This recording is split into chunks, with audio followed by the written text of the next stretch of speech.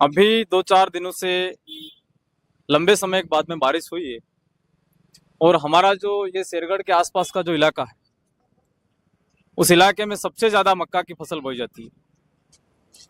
और जैसे ही खाद के लिए किसान यहाँ बाजार के अंदर आए तो जो लाइसेंसधारी डीलर हैं और अन्य जो व्यापारी खाद बेच रहे हैं वहां से जो बात निकल के आई कि कोई 500 रुपए में बेच रहा है, कोई 600 रुपए में बेच रहा है, कोई 550 रुपए में बेच रहा है। और सरकार का सिस्टम ये कहता है कि बिना लाइसेंस के खाद बेचना बिल्कुल गलत है। तो एक तो बिना लाइसेंसधारी भी मन मर्जी से जो पैसा वसूल रहे हैं और जो लाइसेंसधारी डीलर है उनसे भी हमने अभी पूछा तो इन लोगों का साफ तौर पे कहना है कि हमारे पास में कोई भी खाद स्टॉक नहीं है। और आपका कैमरा घुमा के आप देख सकते हैं कि यहाँ कितने सारे किसान खड़े हैं। अब ये खाद लेने के लिए कहाँ जाएंगे? अभी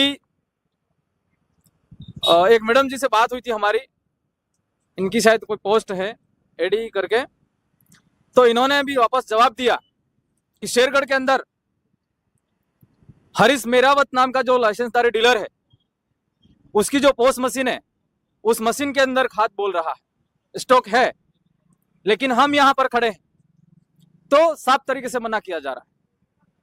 हम लोग शांतिपूर्ण तरीके से प्रशासन को यह अवगत करवाना चाहते हैं कि समय रहते, दिन डूबने से पहले आपके संबंधित जो अधिकारी हैं वो यहां पर लाइसेंसधारी डीलर की दुकान पर आए।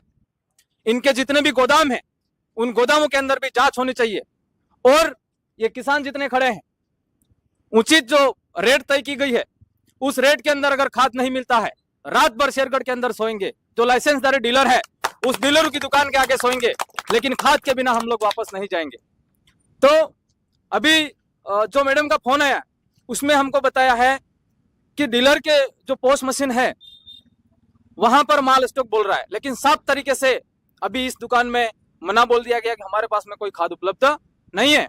एक दूसरा लाइसेंसधारी डीलर है, लाइसेंस किसके नाम का पता नहीं है, लेकिन रविंद्र करके जो डीलर है उसने भी अभी साफ तरीके से मना बोल दिया है कि हमारे पास कोई खाद नहीं है। उसके भी 2 से 4 गोदाम शेरगढ़ के अंदर है। अगर प्रशासनिक अधिकारी यहाँ पर मौके पर नहीं आते हैं तो हम लोग सभी किसान रात भर यहाँ सोएंगे और सुबह तक अगर सुनवाई नहीं होती है तहसील कार्यालय के अंदर सभी किसान वहां पर हम डेरा डालेंगे और वहां पर किसी किसान के साथ में कोई जनहानि होती है संबंधित विभाग, तहसीलदार महोदय और जितने भी अधिकारी हैं वो जिम्मेदार रहेंगे। आप सभी सहमत हैं यहाँ सोने के लिए खाद नहीं मिलता है तो? ये हमारी मांग है, क्योंकि गवर्नमेंट का जो रूल्स है उसके हिसाब से 266 रुपए रेट तय की गई है, लेकिन उनका जो गाड़ी का किराया लगता है, उतारने का लगता है, चढ़ाने का लगता है, उसको मान करके 266 को छोड़ करके 300 रुपए में भी अगर हमें खाद मिलता है तो नुकसान नहीं है, लेकिन उस हद पे भी हमें देने के लिए तैयार नहीं है। यही घटना गांगड़तलाई के अंदर हुई थी और कल प्रशासन मौके पे पहुंचा और जितने भी लाइसेंसधारी डीलर हैं उन डीलरों ने और किसानों के बीच में आज वार्तालाप हुई है और 300 रुपए के अंदर खाद देने के लिए तय हुआ है और वहां पर 300 रुपए में डीलर खाद दे रहे हैं। तो शेरगढ़ क्या किसी पाकिस्तान का हिस्सा है या अन्य देश का हिस्सा है? यहां पर भी खाद मिलना चाहिए कि नहीं मिलना चाहिए? और अभी साफ तौर पे मैं फिर बताना चाहूंगा, यहां हमने पूछा है, साफ तौर पे मना बोला है कि हमारे पास में खाद नहीं है। और अधिकारी अगर यहां पहुंचते हैं, खाद अगर जांच में पाया जाता है तो सबसे पहले इनका लाइसेंस निरस्त होना चाहिए ना। और संबंधित अधिकारी अगर वो भी मौके पर नहीं आते हैं उनके खिलाफ में भी हम लोग हाई कोर्ट में लड़ेंगे, क्योंकि आम जनता की आवाज को दबाया जाता है, आम जनता की आवाज को सुना नहीं जाता है। और संविधान में ये प्रावधान दिए गए हैं कि प्रत्येक व्यक्ति का समान अधिकार है। तो आज गरीब किसानों के साथ में इस तरीके का अन्याय क्यों? संबंधित अधिकारी इसका जवाब देवें और हम यहाँ तब तक इंतजार करेंगे कि इनके विभाग के जो अधिकारी यहाँ नहीं आते हैं और रात भर भी नहीं आते हैं तो हम यहीं पर सोएंगे, खाद के बिना हम लोग घर नहीं जाएंगे। आप सभी सहमत हैं?